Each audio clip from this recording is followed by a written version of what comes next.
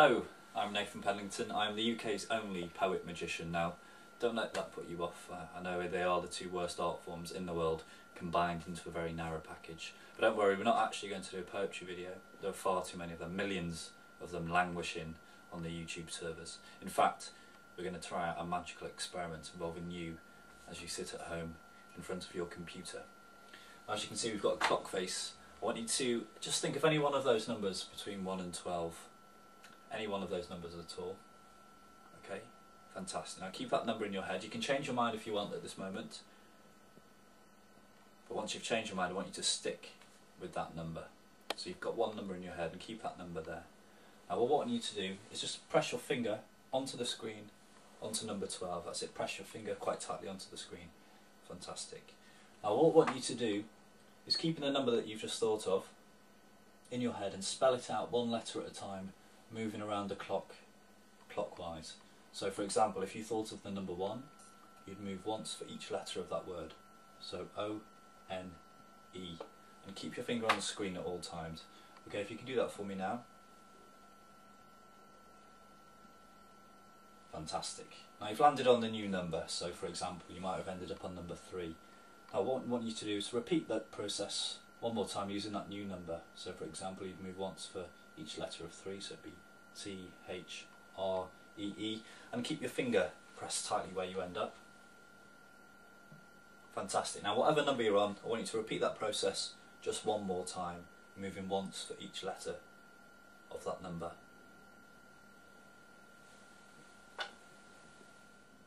Now keep your finger pressed tightly onto the screen at the number that you've landed on. Keep your finger pressed tightly onto the screen on the number that you've landed on.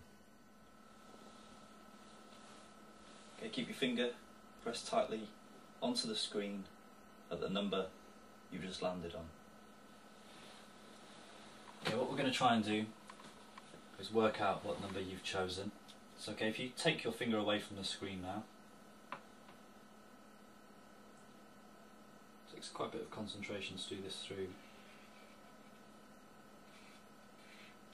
the screen, but hopefully the number that I think you've chosen and ended up on was the number 1.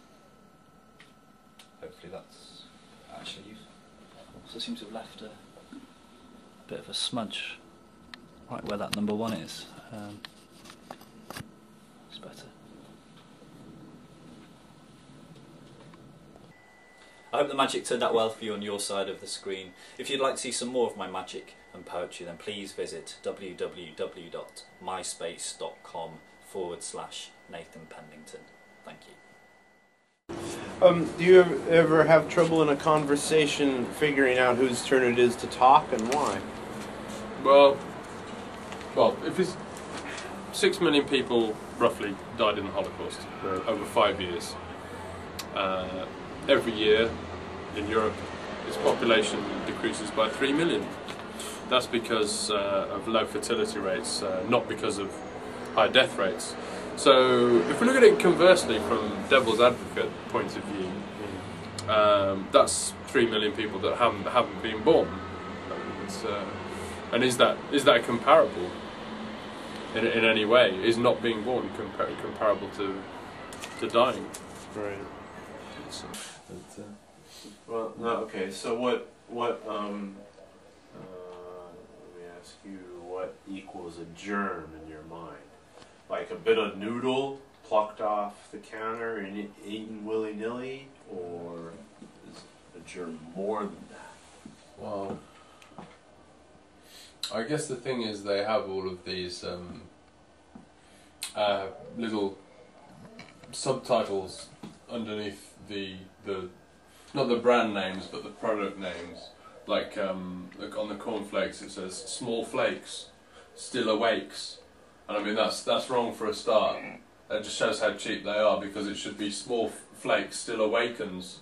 And as a poet, I know that a half rhyme is perfectly valid. They could use that quite validly. And then there's also what they're basically trying to say in these little short rhyming things is, you know, a load of still technically food. But you know, they drag you in when you've got no money by buying the basic or the value products.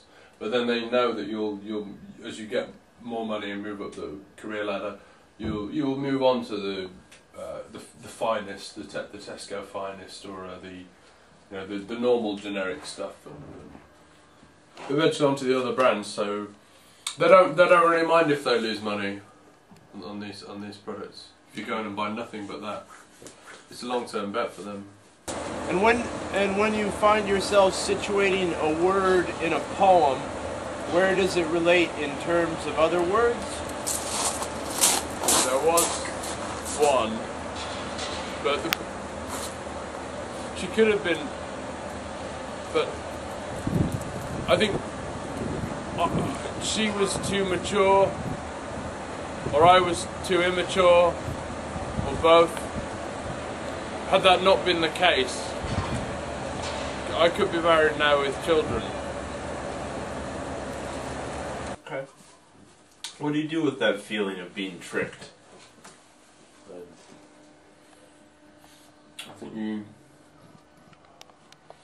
take it, you ingest it, you face it down and examine exactly what's happened, and then you take steps not to do it again, and you also decide on the value of what you've lost and whether it is worth taking the steps for security, and whether you're going to seem to...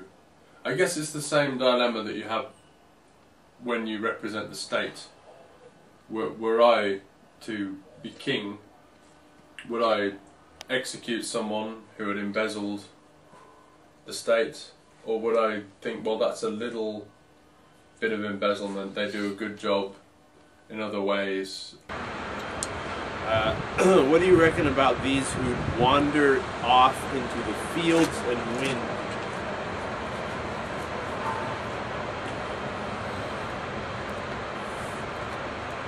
The thing about that is, it's an anagram of evil, E-V-O-L, not evil, although some people might like to draw the connection.